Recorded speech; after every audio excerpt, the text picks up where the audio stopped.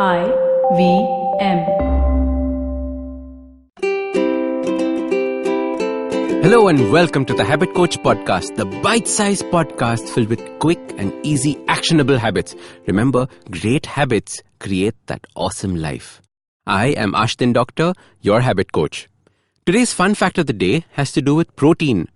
Did you know that the word protein originates from the Greek word proteus? Proteus means primary or first rank. This just shows how important the ancient Greeks believed protein is for us. Indeed, most ancient cultures across the world hold protein in a high regard. Protein was always treasured and shared amongst the members of the community. The best pieces of an animal were reserved for the most important members, as protein was expensive and difficult to come by. We rarely hear of cultures sharing the best parts of vegetables and grains. Imagine hearing someone say, "And the pumpkin was saved for the fiercest warriors." In fact, the word protein was first used only around 1883, but we have known of its benefit for ages. The fitness community has made everyone hyper-aware and hyper-afraid of proteins. But proteins are not just for those big, burly bodybuilders.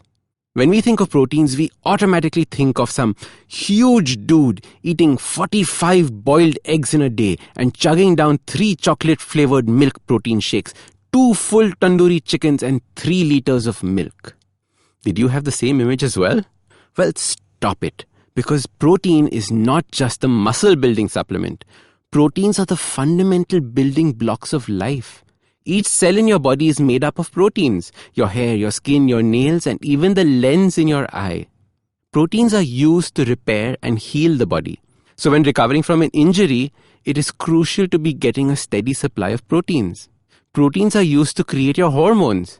These are the signaling molecules for the body. They send messages all over the body. It's like your body's WhatsApp.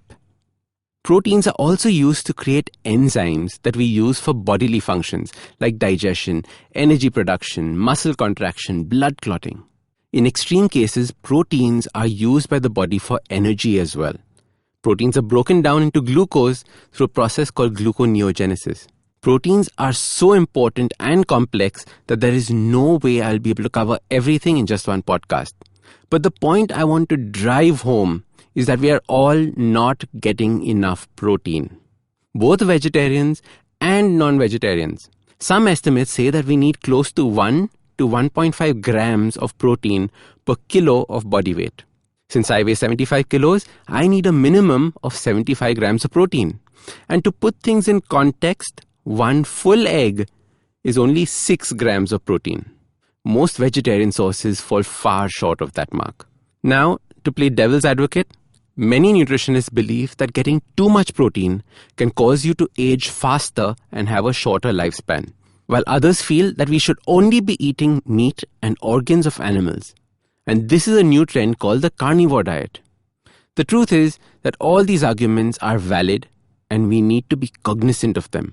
Because when it comes to nutrition, we are all still learning so much each year. Just in the 5 years that I have been following the scientific trends, nutrition has gone through so many changes. The new world of understanding your gut microbiome has revealed how bacteria in your gut turn plant matter into proteins, especially for vegetarians. It's so fascinating and so interesting. Now today, I don't want to draw any conclusions as the learning process is still on worldwide. What I do want is to bring your attention to the fact that protein is essential and we should be thinking about it more. Each meal should have a large component of protein, and that is how you should plan your meals. The protein should be the center of each meal. So your simple habit for appreciating the importance of protein is to simply plan your meals around the protein source. Think about protein first before thinking about the roti or the rice or the vegetables. Just being aware and planning your meals in this way, you will get more proteins into your system. This is just step 1. In the next protein episode, I will dive into a question I get asked a lot, which is, what is a good vegetarian source of protein? And even more extreme, what is a good vegan source of protein? Till then, plan your meals and give your body the building blocks it needs. So start these habits and share with us your progress using the hashtag #TheHabitCoach. If you like this podcast, don't forget to check out other interesting podcasts on the IVM network. You can listen to us on the IVM Podcast app or ivmpodcast.com. You can also follow us on social media. We are at IVM Podcasts on Twitter and Instagram. If you want to reach out to me, I am Ashdin Doc on Twitter and Instagram. Hi, I'm Satyajit. Hi, I'm Racheta. We are from the Open Library Project and we host a podcast called Paperback.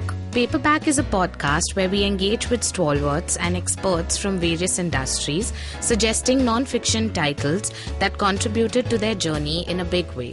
We've had guests like Anjali Rana, Dr. Marcus Rani, Dr. Swati Lodha, Ambi Parmeswaran, Apurva Damani, and many more on our show Paperback. Find new episodes every Wednesday on IVM Podcast app, website, or wherever you listen to podcasts.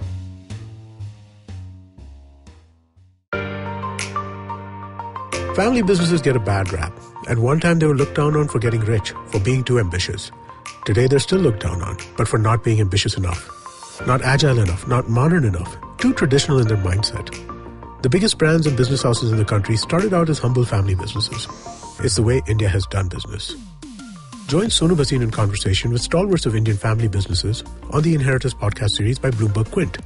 Discuss the highs and lows, the needs and pressure points of building a business legacy that spans generations.